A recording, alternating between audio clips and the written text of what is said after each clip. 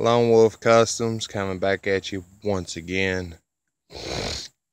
Now I got good news and I got bad news. Good news is I took the tow hook, little tie downs off all the way around, so it looks a little cleaner.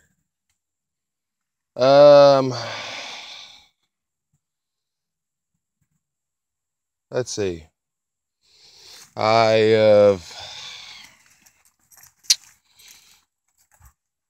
tore into the engine. See, I was soaking it with the diesel and stuff.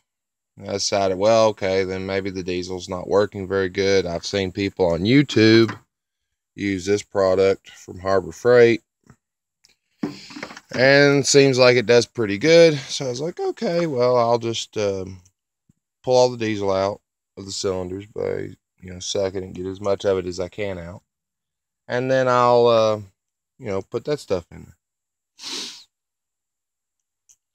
Well, I did that, and then I decided, I might as well pull the valve cover off, because I was interested in maybe getting a buddy of mine to polish said valve cover, make it all pretty. And that's when I discovered that the entire rocker assembly, which doesn't look as bad now as it did, the entire rocker assembly, and mainly the entire cam, all the cam lobes are freaking rusty as hell. And all the springs are rusty as hell. And literally it looked a whole lot worse than it does today, because I done this last night with the spotlight. So I decided, well, I'm going to go ahead and just pull the fucking head off. Well, I pulled the fucking head off, which I had to pull the intake off, and the carb, and the exhaust manifold, and all that damn shit. And I'm limited tools, so, and this damn thing's going to have to be, if I put it back together, it's going to have a new timing chain. So I took a chisel and I split the fucking chain. And yada, yada, yada, yada, yada, yada. And, I cleaned up the cylinder, which this cylinder don't look bad. That one don't look bad. That one really doesn't look bad. That one, yeah. That looks really, really bad in there. It's really fucking rusty. So I put more of that shit in there after cleaning it up. And this is pretty much the next day. It was at 12 o'clock last night. It's around 3 o'clock today. So that gives you an idea how long it's set.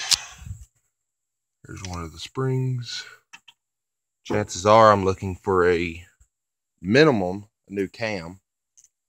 Maximum, a new head. To eliminate some of this rusty shit.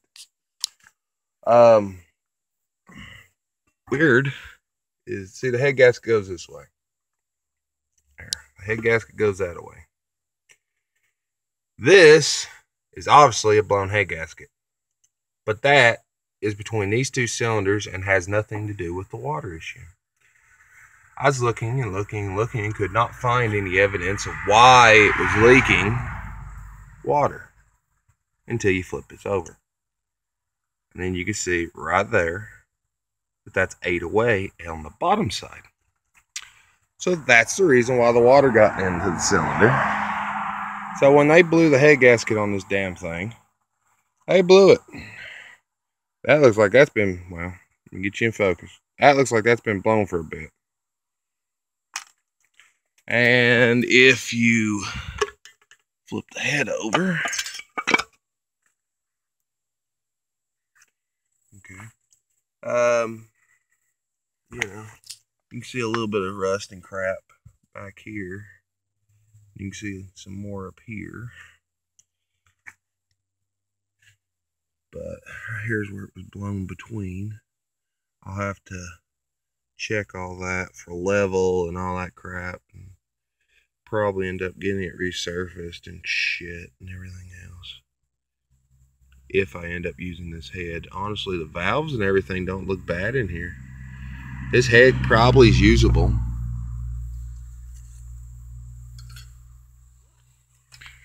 Cam, I would say, is not usable. The gear, maybe. I didn't damage the gear.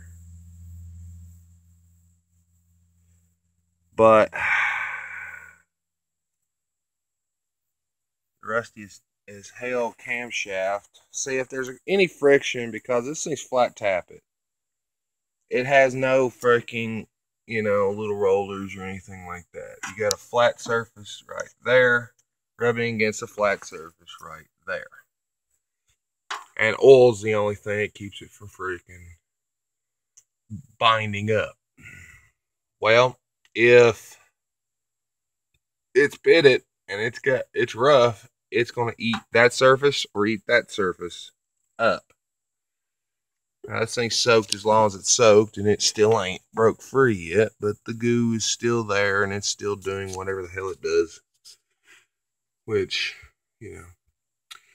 chances are, if the top end looks like that, there's a good chance that the bottom end's going to look like that inside where the crank and shit is.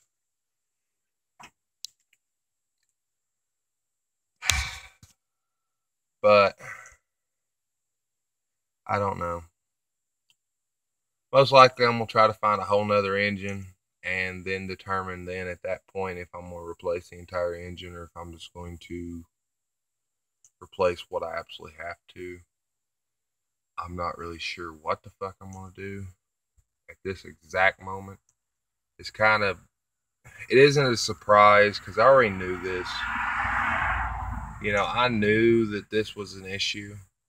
I knew the motor was locked down due to moisture. I knew all that.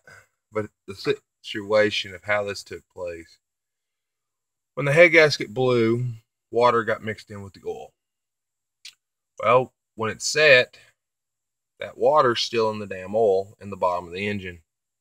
And as it evaporated, temperature changing, all that shit, that water has come up to the top of the engine and settled on the the cam, and probably the crank, and rusted it. After, since 2010, 8 years of sitting with moisture inside the engine, it's going to tend to fuck some shit up. So that's the situation I'm at right now.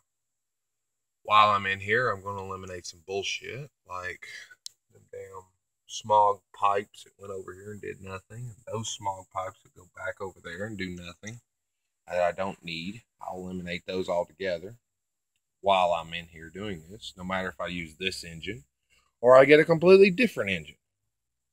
So